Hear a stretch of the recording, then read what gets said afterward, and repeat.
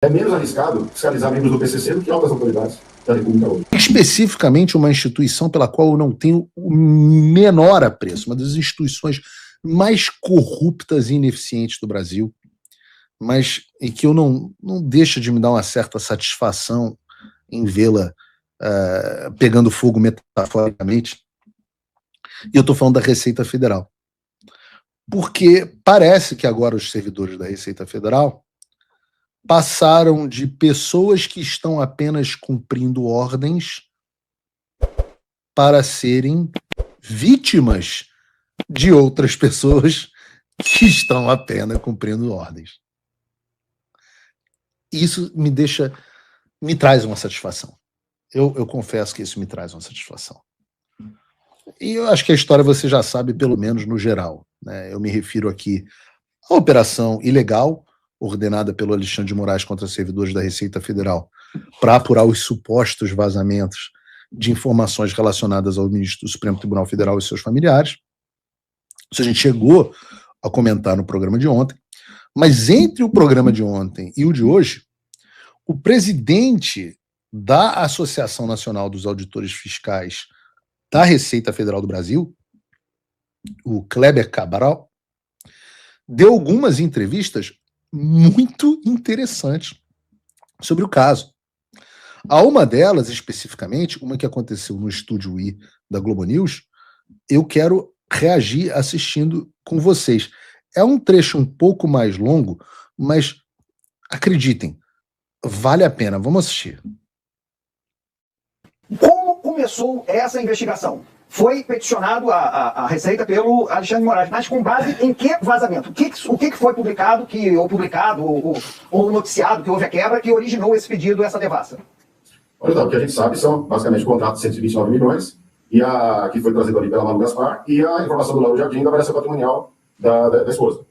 Agora, quando isso é colocado como um ataque à instituição, então coloca todos os ministros, aí coloca o PGR, aí coloca os parentes até não sei qual grau, entendeu? Tanto que essa pessoa, quer dizer, uma enteada, quer dizer, filha da ex-mulher, que estava na lista, tanto que apareceu.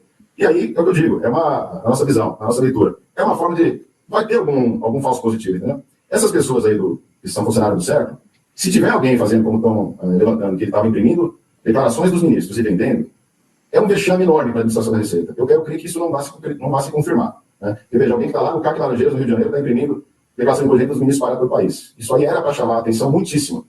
Vai dar o sistema alerta para ele, para todo mundo. Eu acho muito improvável que isso se confirme. Mas vamos ver. Eu posso dizer pelo auditor fiscal que isso em absoluto aconteceu. Quando aparecer essa confusão, que ele fez, ele reconhece. Entendeu? Mas nós vamos ter um pouco de proporcionalidade. Mas ele sabia que ao confessar isso, a corregedoria vai abrir um PAD, ele vai lá ser ouvido e ele vai ser penalizado, conforme diz o manual, e vai levar uma advertência. É isso que eu esperava. E não receber a Polícia Federal às 6 horas da manhã, fazendo mandar de busca na sua casa e botando uma tornozeleira. A privação de liberdade é algo que precisaria ser motivado. Então, enfim, já cansamos de falar das entregas fake news, da falta de respeito ao devido processo legal, e a gente está muitíssimo preocupado que isso tenha acontecido novamente. Há uma mensagem que eu preciso registrar, subliminar, que isso afeta muitos auditores. É o seguinte... Já vou chegar na mensagem subliminar. Em primeiro lugar, tem que pensar que é absolutamente impossível que um contrato com o Banco Master tenha sido divulgado pela Receita Federal.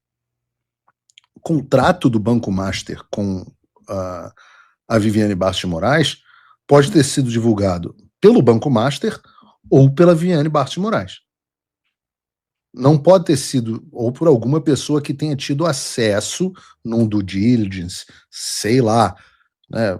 Por exemplo, vamos dizer que o BTG Pactual quisesse comprar o Banco Master.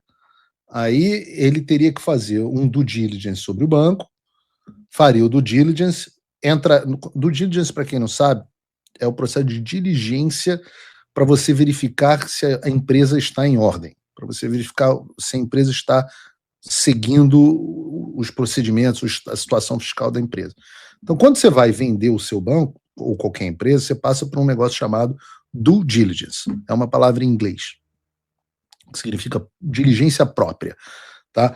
E aí você passa por essa diligência e você divulga os seus maiores contratos.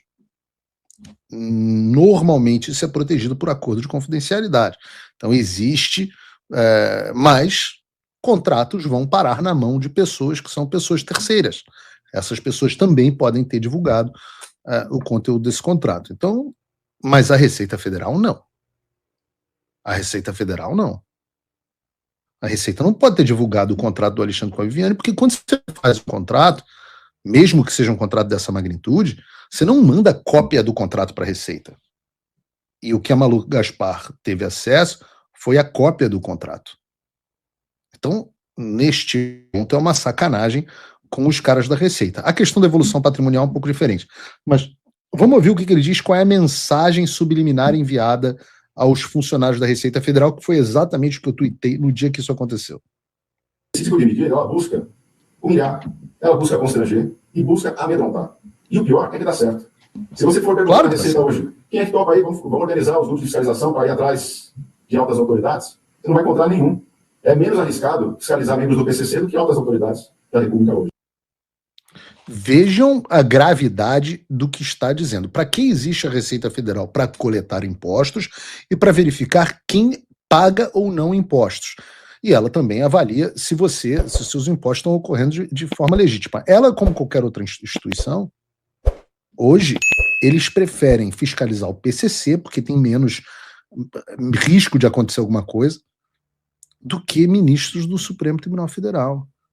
Que prova a tese que nós sempre defendemos aqui, que o STF é um problema maior do que a criminalidade de violência, do que os cartéis de droga no Brasil, que dominam os territórios brasileiros.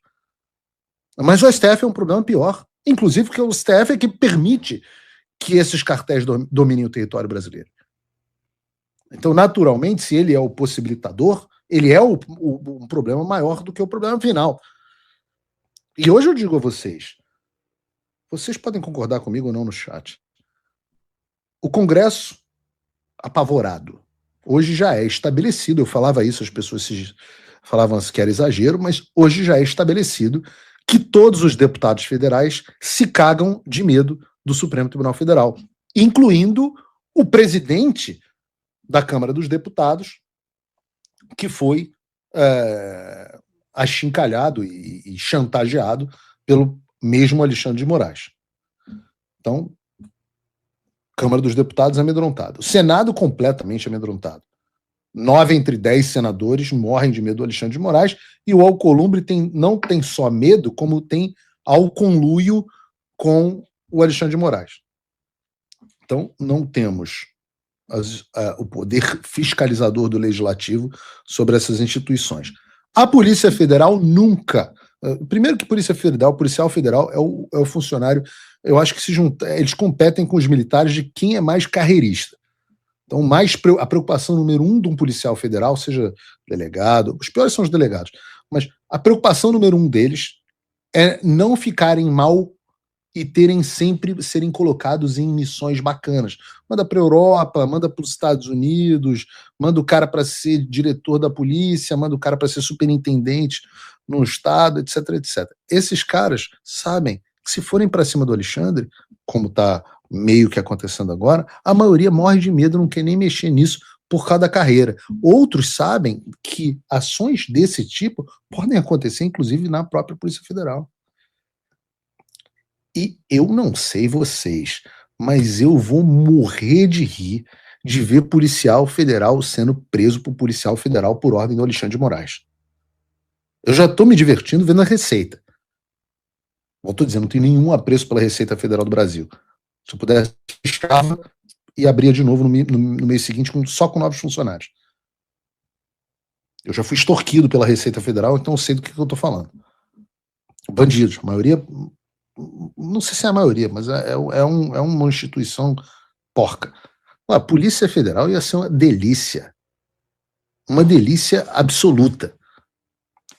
Agora, o que ele está dizendo aqui é que esse tipo de ação gera medo. E foi exatamente o que eu disse quando aconteceu. Ora, esta é uma ação do Alexandre que, como nós vimos no programa ontem, está com o sangue nos olhos, que vai perseguir, sim, jornalistas, que vai perseguir, sim, funcionários públicos, que vai perseguir, sim, pessoas do governo. Não tenham dúvida disso. E por quê? E se não acontecer nada com o Alexandre agora, ele vai sair mais forte e vai consolidar ainda mais o seu poder. Vamos seguir. Então isso é um efeito concreto, muito negativo para a nossa instituição. Presidente, Presidente Valdo Cruz, aqui de Brasília. Prazer em falar com o senhor. Esclarecimentos importantes aqui para a gente entender o que está acontecendo. Eu ouvi ontem, dentro do Supremo Tribunal Federal, uma queixa em relação ao motivo da abertura dessa investigação. E, a depender do que o senhor está falando, o contrato, eu até ouvi a mesma coisa desses ministros, o contrato não está na Receita Federal, o contrato que foi divulgado pela Manu Gaspar. Isso não existe em registros da Receita, né? Não é isso, certo? Isso, perfeito. Agora, a atualização, ou seja, a evolução patrimonial da Viviane, a mulher do Alexandre, aí esse dado consta dos dados da Receita, né? Aí eu pergunto o seguinte, neste caso, alguém que acessou o computador, ele tem que estar registrado que ele acessou também a evolução patrimonial, ou já acessando o CPF da mulher do ministro, já é acesso para tudo quanto é de documento contido ali dentro? É assim, Valdo, os acessos à Receita eles são super controlados, restritos, tem camadas de permissão. Então, o cargo de auditor pode uma série de sistemas, o cargo de analista pode menos, o cargo de técnico menos, o salário do CERP, atendimento, enfim. Então, há todo um regulamento para isso.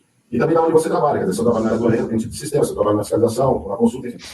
Os sistemas são todos bem manualizados e controlados. A gente que trabalha é até chato para chuchu para você lidar com esses sistemas e acesso. É muito restritivo. Né? Por isso que eu estranho que alguém lá no atendimento do Laranjeiras tenha feito essa devassa aí nos ministros. Mas, assim, os logs de registro de acesso ao sistema da Receita, eles conseguem responder tudo. Se eu apenas entrei no CPF de determinada pessoa, se eu entrei lá, apareceu só a frente dela, se eu entrei na declaração de imposto de renda, se eu imprimi, que tela que eu olhei, se eu fui ver os dependentes, que médico que ele usa, a escola dos filhos, enfim, dá para saber com detalhe tudo que a pessoa fez. Por isso que, assim, me preocupa que a Receita tenha, em tão pouco tempo, ao invés de apurar isso, que a Receita, na nota que ela soltou, ela falou preliminarmente, ou seja, preliminarmente é sem conclusão. E preliminarmente, sem conclusão, o auditor fiscal está com uma tornozeleira eletrônica na perna, né? Então, assim, me preocupa que a Receita tenha entregue essas cabeças aí ao PGR e ao STF, sem primeiro fazer todas essas apurações, para saber se tem algum. Afinal, alguém olhou o CPF da Viviane Barsi? Se olhou, quem é? Isso dá para ver claramente. Agora, a pessoa pode ter acessado o CPF de um parente de terceiro grau, sei lá quem, que não está na história. E essa pessoa pode ser os 4. Né? A gente não tem informação. E esse é o problema. Assim como aconteceu em 2019, a tendência é escorrer em sigilo. E ninguém vai ficar sabendo, nem a imprensa. Por isso que eu peço à imprensa que tente acompanhar mais de perto isso, né? Para que haja as apurações e os inocentes sejam liberados e os culpados sejam punidos conforme, proporcionalmente ao mal que fizeram. A imprensa, sim. Claro.